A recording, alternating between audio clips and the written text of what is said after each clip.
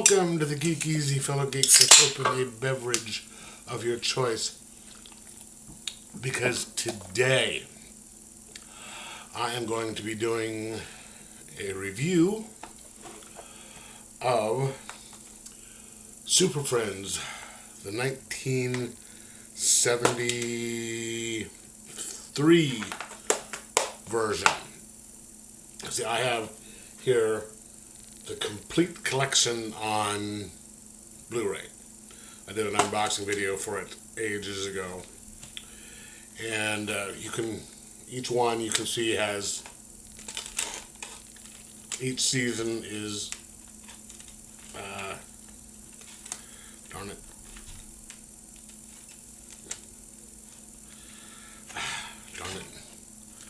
color coded. Like the purple here was season 1. The orange here is the 1977 version. And, you just keep going. Alright. I'm going to be doing season 1. 1973. It is done by Hanna-Barbera, which was the big animation firm at the time. Did, any one of the Saturday morning cartoons you watched back in the day were generally done by Hanna-Barbera. And I have to say, nostalgia is usually a good thing, but it can also be a bad thing, or at least you have nostalgia, and then time goes by and you look at something and you're like, oh. Now, 1973, I was 4 years old, so I probably wasn't watching Superfriends at that time. If I was, I don't remember. But this version of the show was horrible. Okay, the animation style was, while probably pretty good for the time, was not that good. And I can understand, I can make, I can deal with that. I mean, it was a product of its time, fine, But what we had for this one was, you had the main group, Batman, Robin, Superman, Wonder Woman, Aquaman. And they hung out in the Hall of Justice League with two teenage kids, Marvin and Wendy. They were superheroes in training, and Wonder Dog, their dog. And they were all, superheroes in training. I guess they were used for the, for the kids. So the kids could say, hey, look, they're like us. What the thing was is they never had any of the, traditional, supervillains. What they had was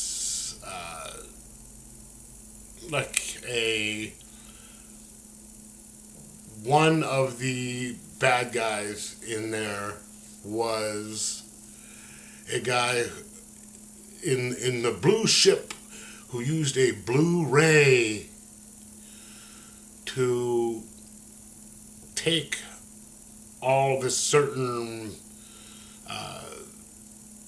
atoms out of gold.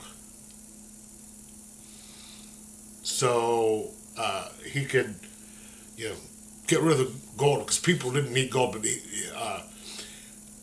could make it so metal, they could turn that into, use the resulting stuff to make whatever metal was needed, and it was just as strong and help humanity. And these people were always doing stuff to, you know, help humanity. Because, there was, something, the environment was wrong, so they need to do something to try and fix the environment. But they do stuff like, stuff like that, and that's stealing, and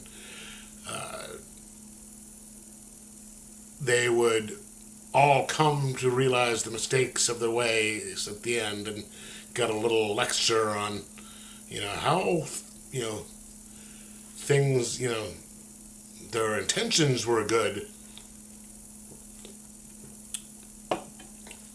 but how they went about it was bad. So you got a lecture on, the environment, or, insert, whatever type of, statement. And, there was, and, this is one of the things from back in the 70s. I remember seeing an article about this, or a video. Cartoons back in the day were meant to be educational. Like on my Shazam video, if you look at you always, at the end, they always had credits. There's a thing that says educational consultants, and they had 2 PhDs at the end. And they always had a stinger at the end where they'd give the lesson of the day. And, people, would always, learn the mistakes of their thing and turn good at the end. And so there was never any, there was never any fighting in this. You couldn't fight the bad guys. You had to beat them with your intelligence, and I have to tell you, some of this, I know these were written for children, for young kids, but some of the things in here are just, it's like, wow, they're gonna do that. They don't follow the guy, and they're like, and so they lose this guy. How are they gonna find him? It's like, dude, all you had to do is follow him. And little stupid stuff that when you're older you realize what's wrong with it. Like, there's a couple episodes where you see Aquaman riding around on a jet ski. It's like, what does Aquaman need a jet ski for? And you'll see him swimming. It'll be the swimming. And, when you do the breaststroke, you always have to, every stroke, or you have to turn up to grab some air. When he swims, he does that. It's like, Aquaman doesn't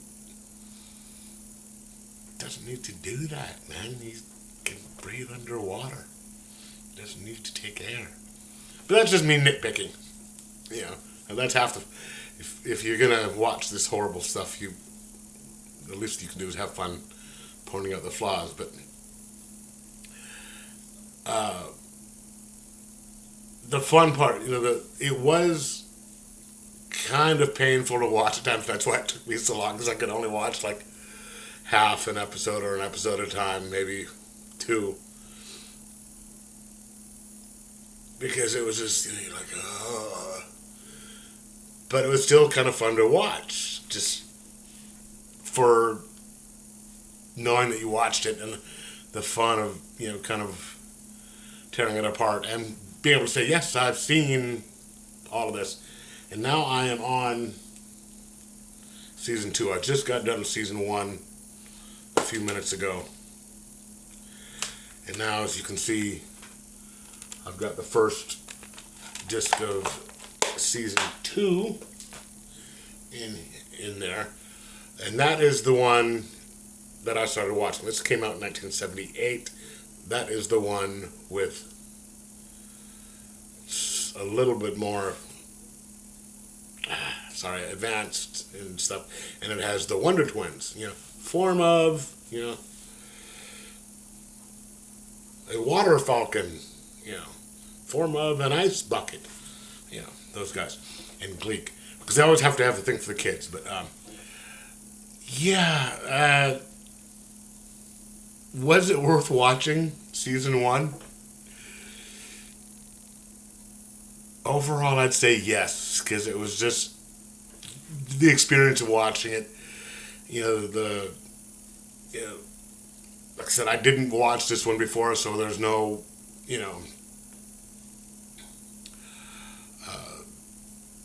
recalling, gee, I liked this better as a kid, because I didn't watch that. But this one, I do seem to remember watching. And I'll let you know what you think. I think of that one when I get to it. But so yeah, it was worth watching just for the experience and seeing what it was like. And so I recommend, if you are a fan of Superfriends, watch it just to sit there and watch how things have advanced over time. The storytelling and everything. And just, if not just for the pure enjoyment of it, the enjoyment of sitting there laughing at it as you watch it. But anyway, let me know if you've ever watched these, what you think of it then, what you thought of it then, what you think of it now, and like, subscribe, possibly share, and most of all, enjoy your superhero cartoons.